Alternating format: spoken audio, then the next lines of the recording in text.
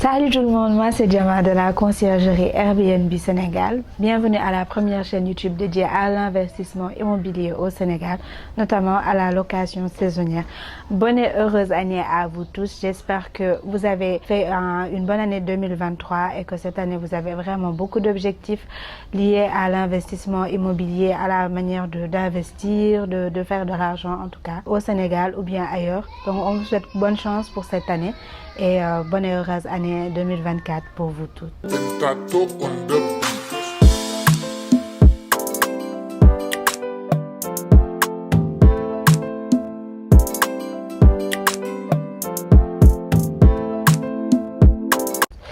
Donc aujourd'hui on lance une nouvelle playlist dédiée aux voyageurs. Donc nous allons parler des thématiques qui intéresseraient des gens qui veulent venir au Sénégal ou qui sont déjà venus ou qui veulent revenir. Donc abonnez-vous et partagez la chaîne pour permettre à ceux qui veulent investir de le faire et aussi à ceux qui veulent venir au Sénégal d'avoir des tips pour un bon voyage ici chez nous. Parlons aujourd'hui d'une thématique qui intéresse tous les voyageurs, c'est la problématique du logement. Le logement meublé. Donc que vous soyez un voyageur expérimenté ou que c'est votre première aventure, donc trouver un logement peut être un vrai défi pour votre voyage. Donc aujourd'hui nous allons parler de quelques avantages et de quelques inconvénients également des logements meublés en général. Donc le premier avantage d'un logement meublé, c'est la flexibilité. Vous avez la possibilité de trouver un logement meublé à peu près dans n'importe quelle zone par rapport à votre activité. Contrairement aux hôtels et tout ça qui sont concentrés généralement en ville ou dans certaines zones résidentielles uniquement, un appartement meublé est toujours à proximité de là où on va être, que l'on soit en banlieue, que l'on soit en centre-ville. Quelle que soit la zone d'activité ou ce qui nous amène au Sénégal, vous pourrez toujours trouver un logement meublé à côté de votre zone d'activité. L'avantage, c'est vraiment d'optimiser sur le transport. Il y a beaucoup trop de bouchons à Dakar. Vous économisez sur le temps de transport et puis le transport en termes de coût. Donc voilà, ça vous fait une meilleure qualité de voyage. Vous n'allez pas passer des heures dans les embouteillages pour rentrer chez vous ou bien pour aller à votre lieu d'activité. Donc c'est l'avantage principal et numéro un pour les logements meublés, c'est la flexibilité. Le deuxième avantage, c'est le confort et la commodité que ça offre. Un logement meublé, c'est comme à la maison. Il y a tout ce qu'il y a à la maison comme dans le logement meublé. Vous pouvez, dès que vous déposez vos valises, vous pouvez reprendre vos habitudes à la maison. C'est-à-dire, si vous êtes cuisinier, vous cuisinez pour manger, vous pourrez le faire. Vous pourrez toujours faire des courses à côté et venir préparer ce que vous voulez.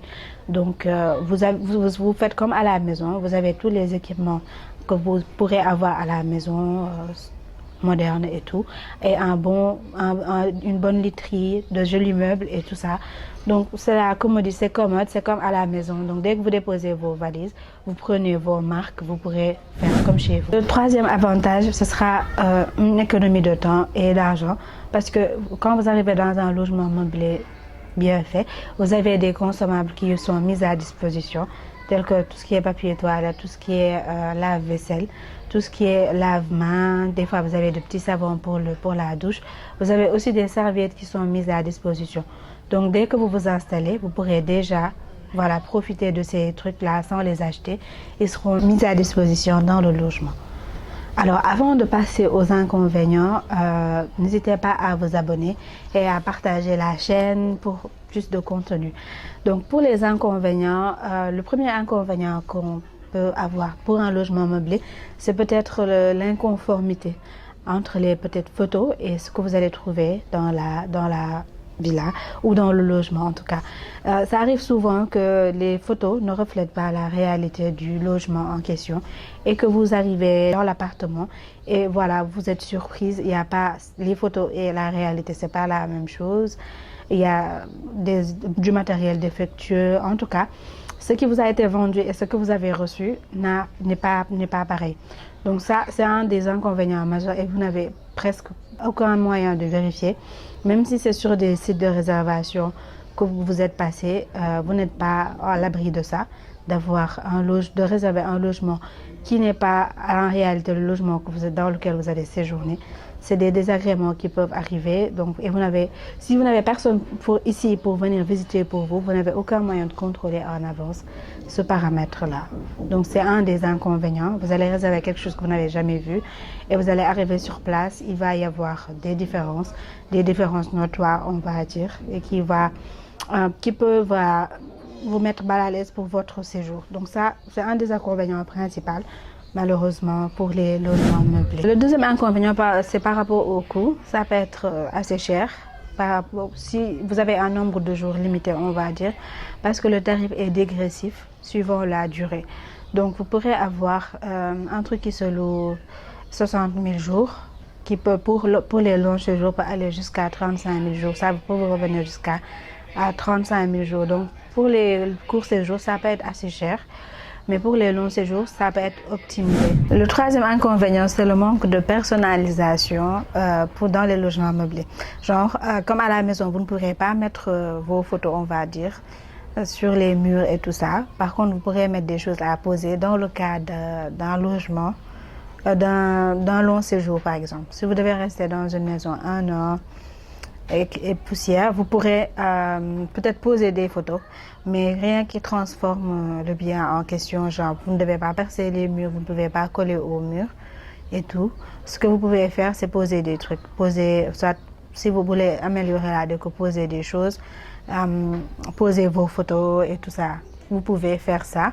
À part ça, voilà, on a que ces trois inconvénients majeurs. On va dire, si vous en avez d'autres ou bien si vous avez déjà vécu des expériences pas très confortables dans les logements meublés, n'hésitez pas à commenter. Donc, pour ça, n'hésitez pas aussi à voir les avantages, voir les choses du bon côté, voir les avantages des logements meublés pour mieux réserver des logements quand vous venez au Sénégal ou à Dakar en tout cas. Donc, merci d'être resté jusqu'à la fin. N'hésitez pas à vous abonner, à partager la chaîne, à vous abonner sur nos autres réseaux pour plus de contenu lié au voyage au Sénégal et à l'investissement immobilier dans les logements meublés. Merci et à bientôt.